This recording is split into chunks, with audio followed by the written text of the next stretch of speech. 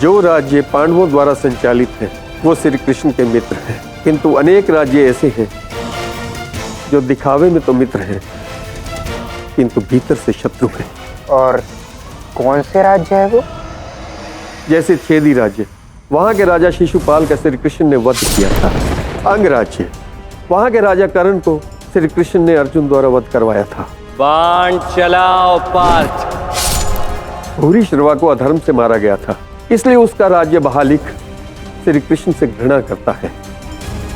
ऐसे और भी अनेक राज्य हैं, तुम्हें उनसे दूर ही रहना चाहिए। जब भी द्वारका से बाहर जाओ, श्री कृष्ण से पूछे बिना किसी राज्य की राह पर मत जाना, क्योंकि जिसके भक्त अधिक होते हैं उसके शत्रु भी अधिक होते हैं। अवश्य, आप चिंता न करें, मैं वही करूंगा जो एक युवराज को करना चाहिए। अब मैं इन राज्यों की राह पर जाऊंगा। ये समय कृष्ण के शत्रुओं को अपना मित्र बनाने का है।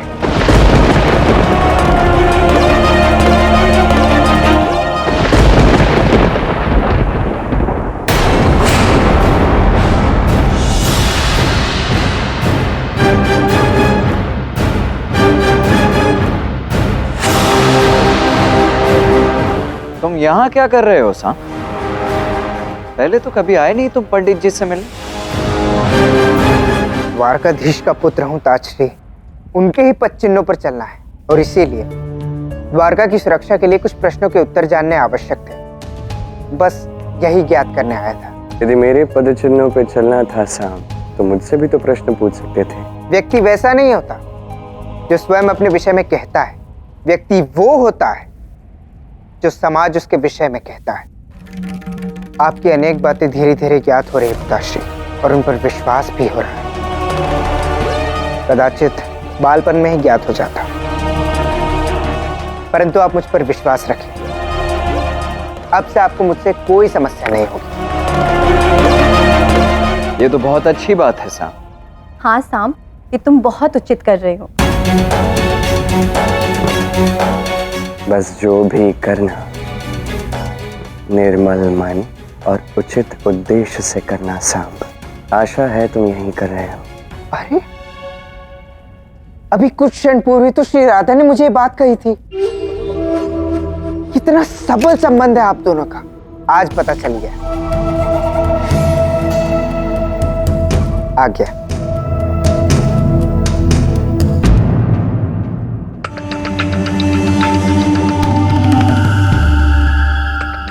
राधा कृष्ण का ये संबंध अधिक समय तक नहीं रहेगा। बानासुर आ रहा है। मैं तो अपनी मां को लेकर निकल जाऊंगा और फिर बानासुर आखेट करेगा राधा कृष्ण का।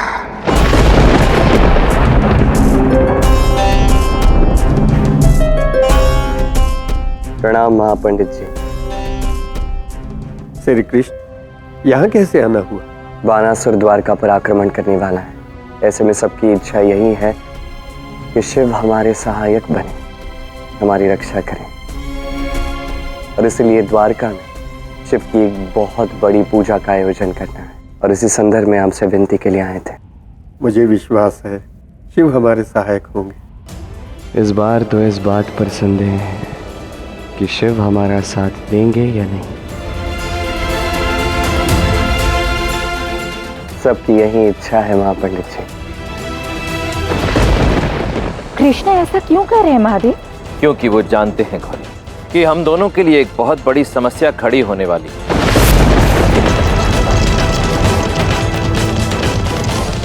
ऐसी कैसी समस्या है महादेव जिसे विष्णु और महेश जैसी महाशक्तियां भी हल नहीं कर सकते? कुछ संकट ऐसे भी होते हैं गौरी, आशा करता हूं कि शीघ्र ही हम इसका हल ढूंढ लेंगे। ढूंढना ही होगा, अन्यथा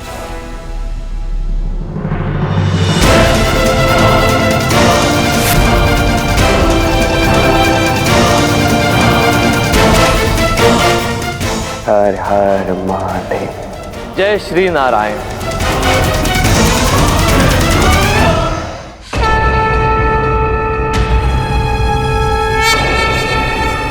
क्या कर रही है माँ?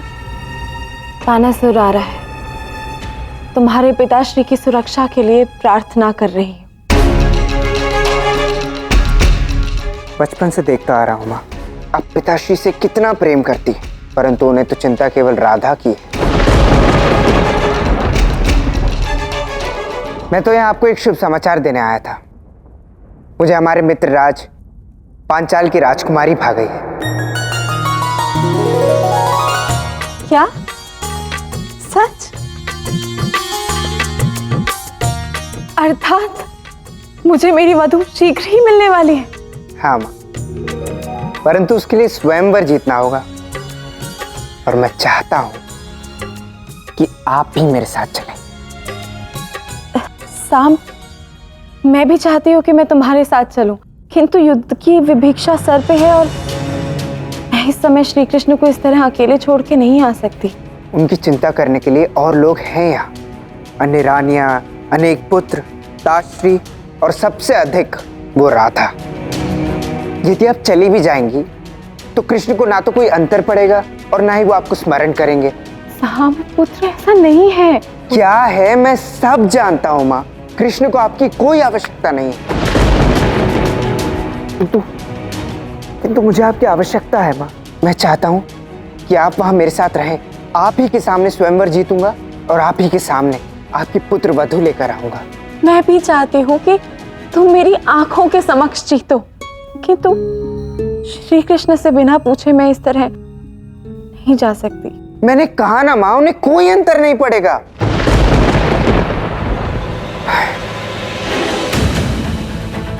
ठीक है, यदि आप अपनी संतुष्टि के लिए पूछना चाहती हैं उनसे तो पूछ लीजिए। साम अब कुछ बहुत बड़ा करने वाला है। वो जानता है बानासुर यहाँ आ रहा है और उसकी तीव्र बुद्धि इसे अवसर को बदलने में अत्यंत व्याकुल अवश्य होगी। अब बानासुर भी आ रहा है और साम भी यही है। स्थिति दो धारी तलवार की भांति हो गई है राधा।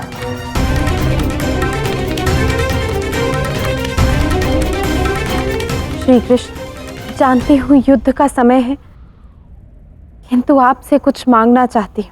तुम मेरी पत्नी हो जाम्बवती, जो भी कहना है निसंकोच होके कहो। श्री कृष्ण, साम को पांचाल की राजकुमारी भा गई। उसका स्वयंवर है और वो वहां जाना चाहता है, किंतु साथ में मुझे भी ले जाना चाहता है। जीवन भर माता ने आपका साथ दिया है द्वारकाधीश, तो फिर एक पुत्र का भी तो अधिकार बनता है कि वो अपनी माता का सानिध्य पाए। निसंदेह बनता है, निसंदेह ये तुम्हारा अधिकार है साम, किंतु समय उचित नहीं है।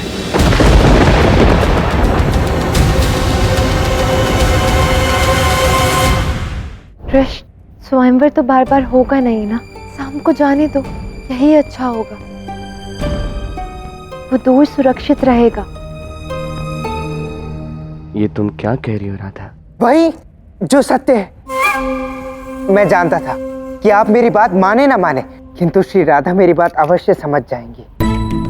राधा, जाम्बवती, कृपा करके समझने का प्रयास करो।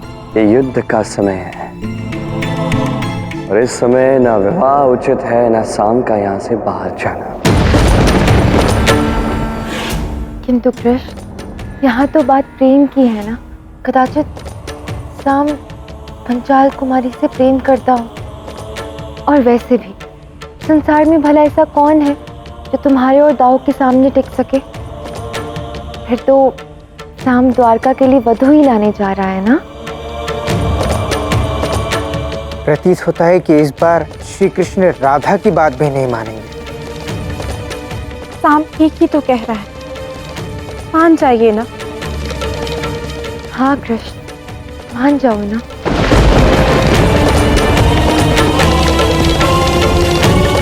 ठीक है,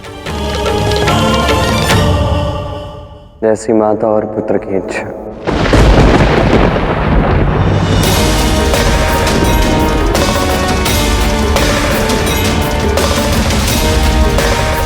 श्री राधा आपका बहुत बड़ा उपकार है मुझ पर। मैं द्वारका से दूर भले ही क्यों ना हो जाऊं, परंतु मेरा हृदय सदैव द्वारका में ही रहेगा।